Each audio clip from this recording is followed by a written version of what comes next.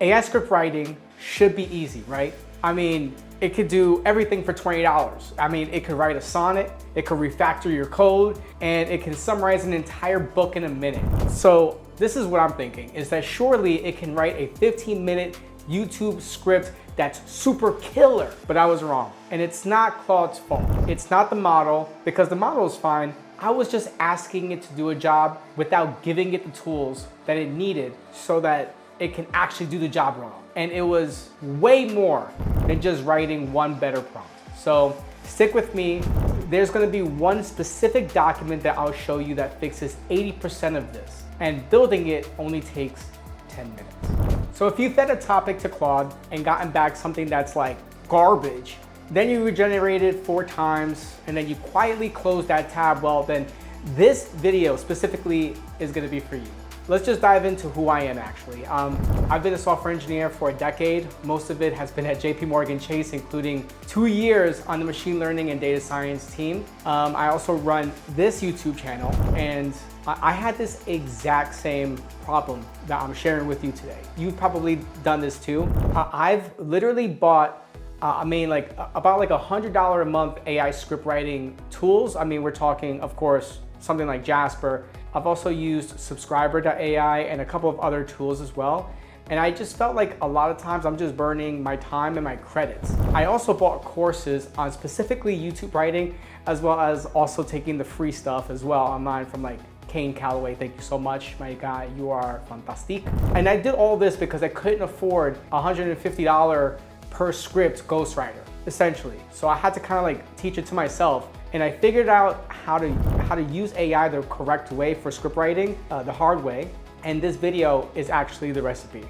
So let me just start off by saying there are 3 things. 3 things that I'm gonna go over, and that's the anatomy of a script that holds attention, let's say. So number 1 is anatomy of a script.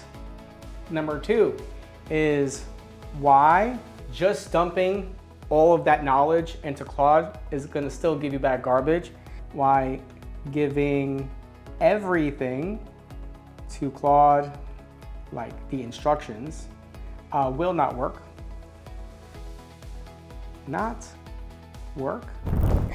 And number 3, which is you're gonna need 4 documents that you're gonna give Claude that's gonna fix it all for absolutely free. And we're gonna go over that literally today. After this video, you can use those 4 documents every single time that you want to write a script, and then boom, it's free, okay?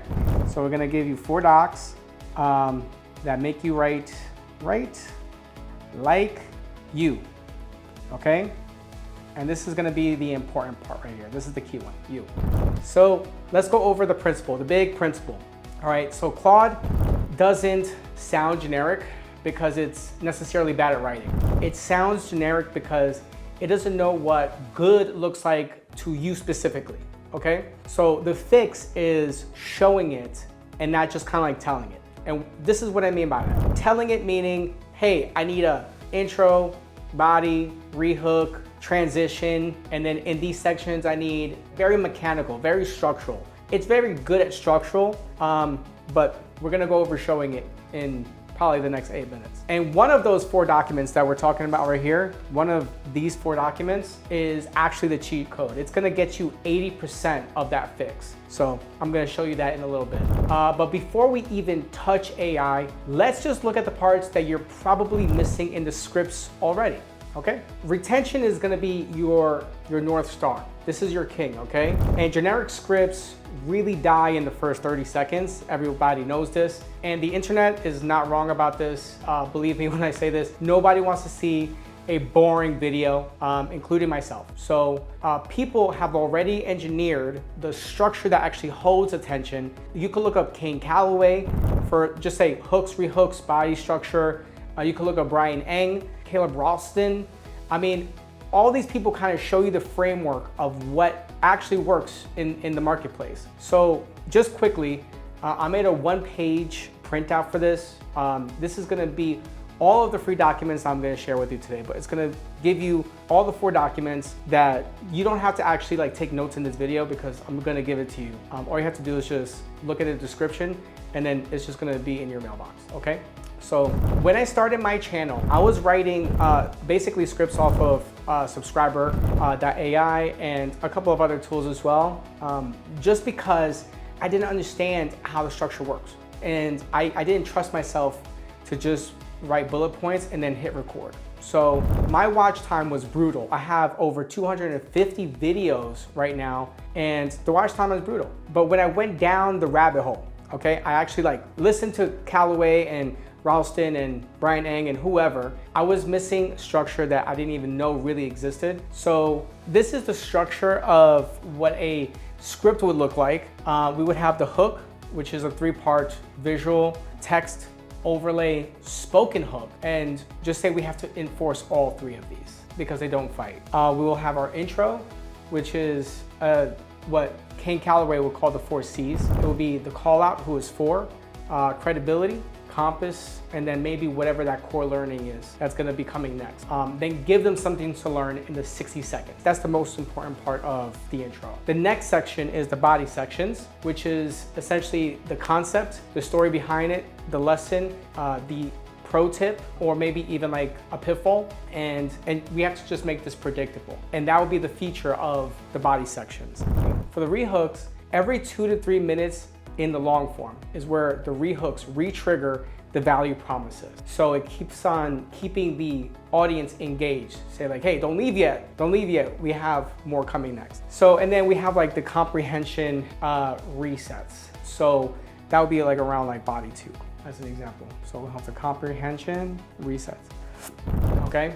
When you deliver something heavy, just change the angle, switch the visual, and just kind of like reset that brain.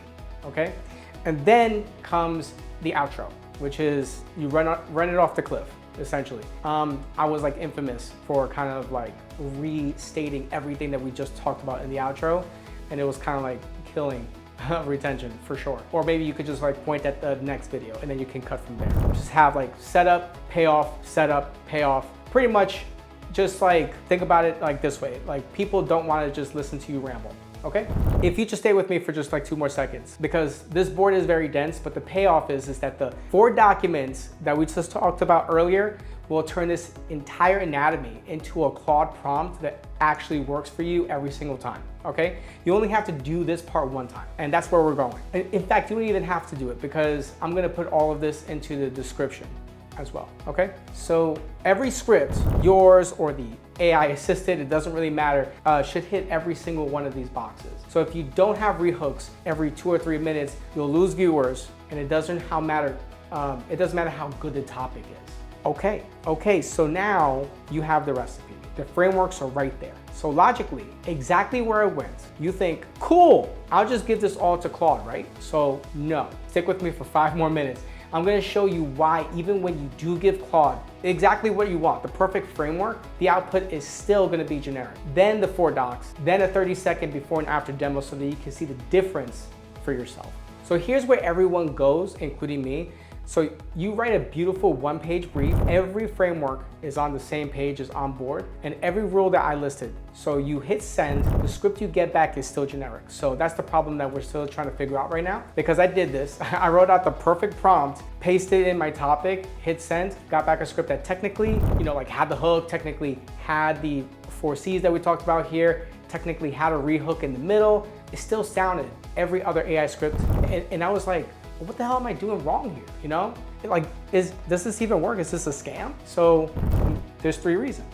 So let's go with reason 1, which is there's no anchor as to what good actually looks like. So when you say, use the 4 C's as an example, like you've already named a framework, it's like use the 4 C's to do this. Well, Claude knows the words, it understands it, but it doesn't know how, just say a Kane Calloway or choose your avatar would feel about it being good versus bad. So I'm only calling out Kane Calloway at this point because since I'm not good at writing scripts, I have to like say, okay, mimic this style until I find my own. So that's why I say that. If you already have good scripts, then you could just use those as kind of like your North Star. So, but if you don't have any of those, right? Oh, let me see. Doesn't have good scripts. Doesn't know what good looks like.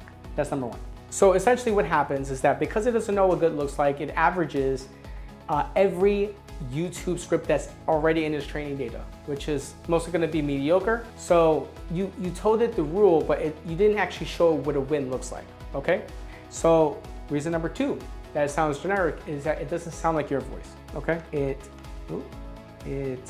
doesn't sound like your voice, okay? Yeah, so write a YouTube script produces YouTube script like shape writing, but Claude doesn't know that you would say something like, I burned through credits instead of I wasted resources, or whatever the case. Like, I don't know how you speak, but it doesn't know that you swear sometimes. It doesn't know that you lean on rhetorical questions or certain analogies. So without your voice explicitly anchored, then you get really average results, and you get the average of how everyone speaks. So let's go to reason 3. We have a long checklist plus one giant prompt, which actually equals that it has to fake the rest or hallucinates, okay? That's what it means. So this is something that I also saw myself doing, is that I would give it like this long checklist. I would say, hey, look out for, like maybe like 31 different points. I was giving it a lot of like, do this, do this, do this, do this, do this, do this, do this. And then it started to just like make up stuff. So give Claude, just say 15 requirements in one block, and then it satisfies the obvious ones, like the intro, the structure, the hook, and the whatever it is. But like it will still phone in like the rest. Like it will still like give you BS for the rest. So like rehooks become like, and now let's talk about, instead of like a real attention re-trigger. Like, I don't know, like I'm on a TV anchor or something like that. It's just like a burning house is coming up next, So like pro tips and like all like the small stuff, like in rehooks, they kind of like take the backs. So when the task and the role are blurred into like one prompt, the model loses track essentially.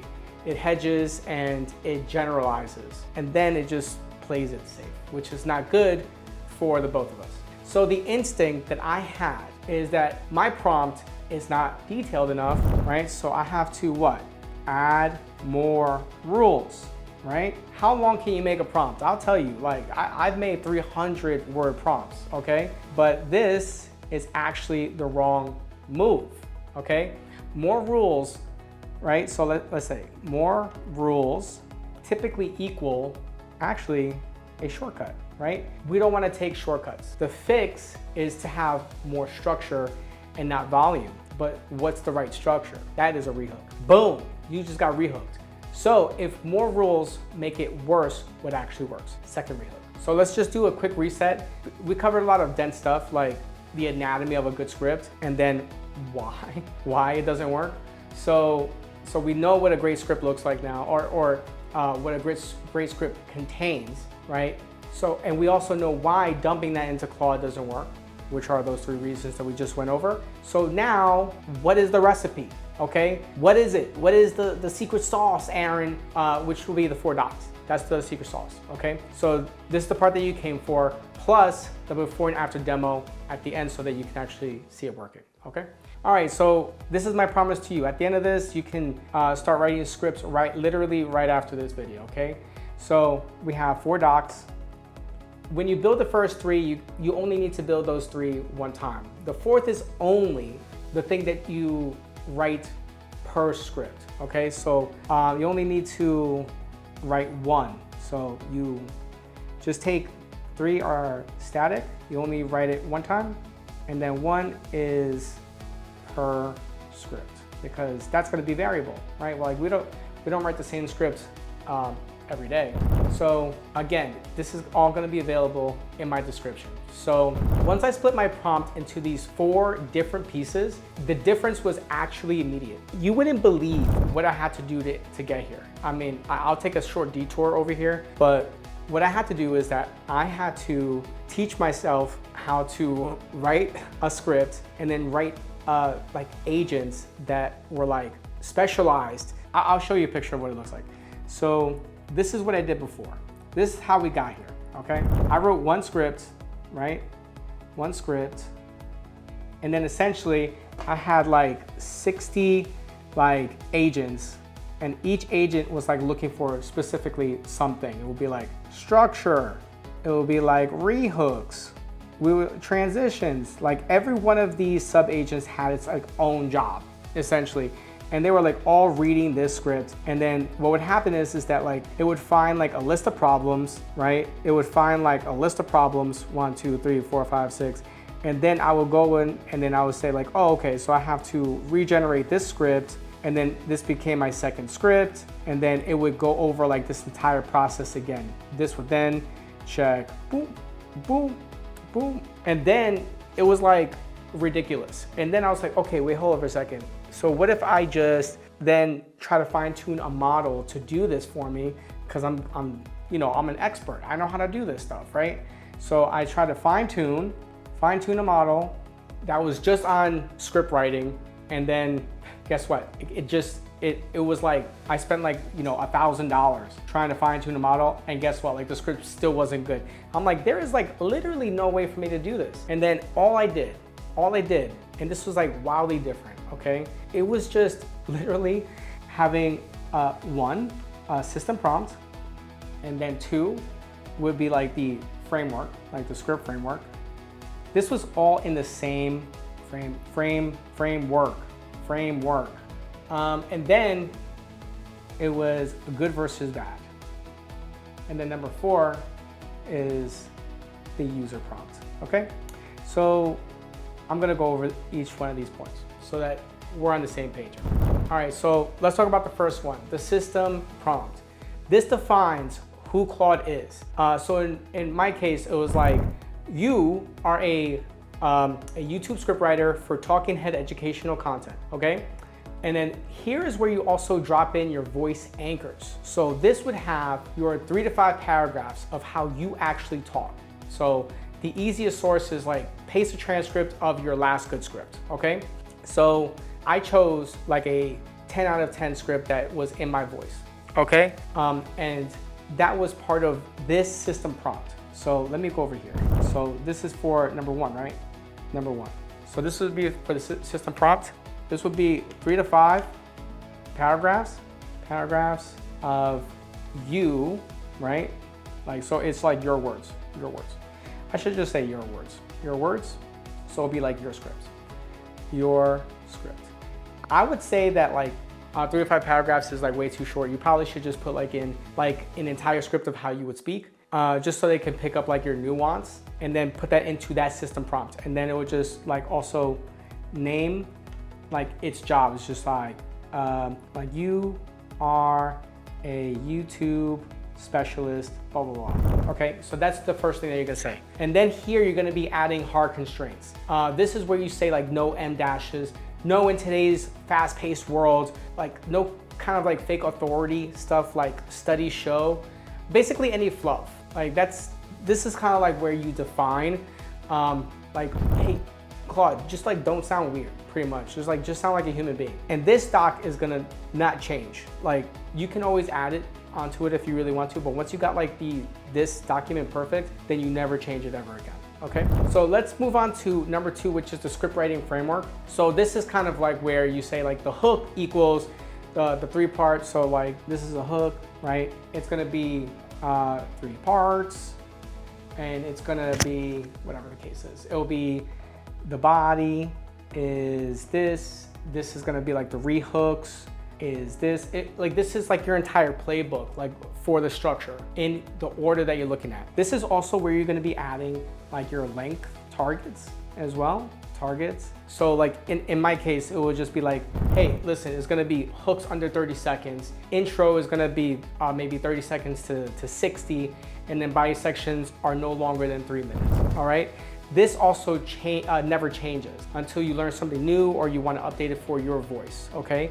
So this will be number 2. Let's talk about doc number 3. So doc number 3, this is, okay, this is where the secret sauce is. This is the bad versus good examples, okay? This is the in context anchor, all right? This is the one that I teased all the way at the top. This is my personal cheat code, and then this is literally the 80%. So this is the star. If you take nothing else from this video, please, like, you know what I'm saying? This is the star, this is the 80%, right? This is the 20% that gets you to 80%, but really this is the 80%. This is the 80% fix, okay? So this is the training pairs, okay? This is the training pairs. So it's one pair is a side-by-side comparison of what a bad, just say like a bad intro is versus a good intro, okay? So this will be the training pairs. So right here, you're looking at two different scripts. So we have script 1, script 2. Script 1 would be your optimal script, and then script 2 is your suboptimal script in this example. So number 1 would be like an entire script from hook all the way to just say your CTA and your outro.